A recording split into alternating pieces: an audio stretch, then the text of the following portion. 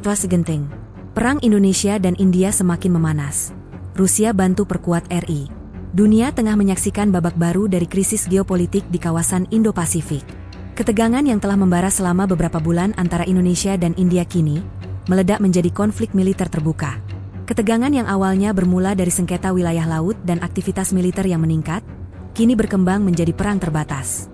Dalam perkembangan yang dramatis, Rusia secara resmi menyatakan dukungannya kepada Indonesia dengan bantuan militer langsung, memicu kekhawatiran global akan kemungkinan pecahnya konflik regional berskala besar.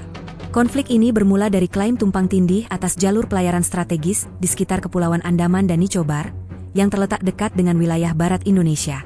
Indonesia menuduh India telah memasuki wilayah zona ekonomi eksklusif, Z, Indonesia di perairan barat Aceh, untuk melakukan aktivitas militer terselubung dengan dalih patroli keamanan. India, sebaliknya, mengklaim bahwa Indonesia telah memperluas wilayah patroli maritimnya secara agresif, bahkan mengganggu kepentingan ekonomi dan militernya di wilayah strategis Samudra Hindia Timur.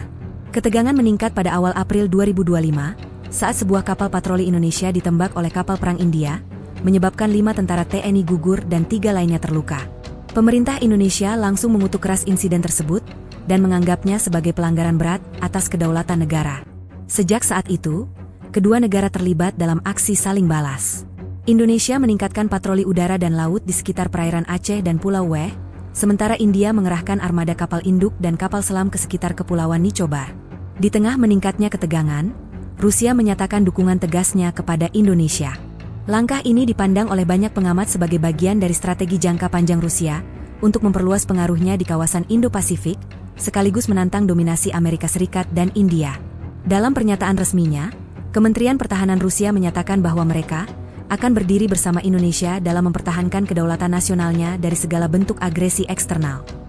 Beberapa langkah nyata dukungan Rusia untuk Indonesia antara lain: pengiriman sistem pertahanan udara S-400.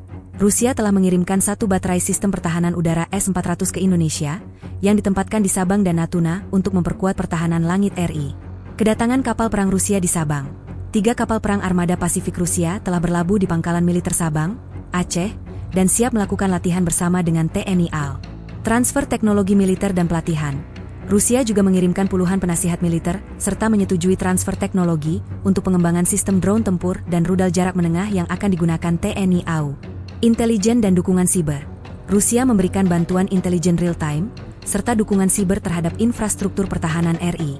Presiden Indonesia dalam pidatonya di depan MPR dan disiarkan langsung ke seluruh negeri, menyampaikan bahwa Indonesia dalam kondisi siaga penuh. Beliau menegaskan bahwa langkah India adalah pelanggaran terang-terangan terhadap hukum internasional, dan Indonesia tidak akan tinggal diam. Kami bangsa yang cinta damai, tapi jika kedaulatan diinjak-injak, maka seluruh rakyat Indonesia akan bangkit. Kita tidak sendiri. Dunia menyaksikan, dan sahabat kita hadir untuk bersama melindungi tanah air ini, tegas Presiden. Pemerintah Indonesia juga mengumumkan mobilisasi militer nasional terbatas. Ribuan prajurit TNI dari 3 matra telah dipindahkan ke pangkalan-pangkalan utama di Sumatera, Kalimantan Barat, dan Sulawesi Selatan. Latihan militer gabungan skala besar dengan Rusia dijadwalkan berlangsung pekan ini di kawasan barat Indonesia. Konflik Indonesia-India telah membelah dunia ke dalam 2 kubu besar. Amerika Serikat, Inggris, Jepang, dan Prancis menyatakan dukungan tidak langsung terhadap India. Washington menyatakan keprihatinannya terhadap agresivitas militer Indonesia yang diperkuat oleh kekuatan luar, merujuk pada keterlibatan Rusia. Sementara itu, Tiongkok mengambil sikap ambigu namun memberikan sinyal simpatik terhadap Indonesia, dengan alasan menentang campur tangan kekuatan Barat dalam urusan kawasan Asia. Negara-negara ASEAN pun terdorong mengambil sikap. Malaysia, Vietnam, dan Brunei menyerukan deeskalasi, namun Thailand dan Kamboja tampak cenderung mendukung langkah Indonesia. PBB melalui Dewan Keamanan telah menggelar 2 sidang darurat, namun belum menghasilkan resolusi apapun karena veto Rusia dan ketegangan antara anggota tetap. Sekjen PBB menyerukan gencatan senjata segera dan pembentukan tim mediasi internasional, namun upaya itu masih menemui jalan buntu. Di lapangan, bentrokan antara pasukan Indonesia dan India telah berlangsung selama lebih dari 2 minggu terakhir. Beberapa laporan menyebutkan baku tembak terjadi di wilayah perairan barat Aceh dan utara Pulau Weh. Pesawat tempur Indonesia jenis Sukhoi 35 dan Rafale buatan Prancis milik India dilaporkan beberapa kali melakukan manuver udara saling berhadapan. Sebuah pangkalan radar militer India di Pulau Campbell dikabarkan rusak akibat serangan rudal jarak menengah dari laut yang diduga berasal dari kapal perang tak dikenal, yang oleh India diklaim berafiliasi dengan kekuatan luar, merujuk secara tidak langsung pada Rusia. Sementara itu, Indonesia berhasil menangkis serangan udara terbatas di wilayah Sabang dan menunjukkan efektivitas sistem pertahanan udara barunya. Pertanyaan besar yang kini menghantui dunia. Apakah ini akan menjadi perang regional terbuka?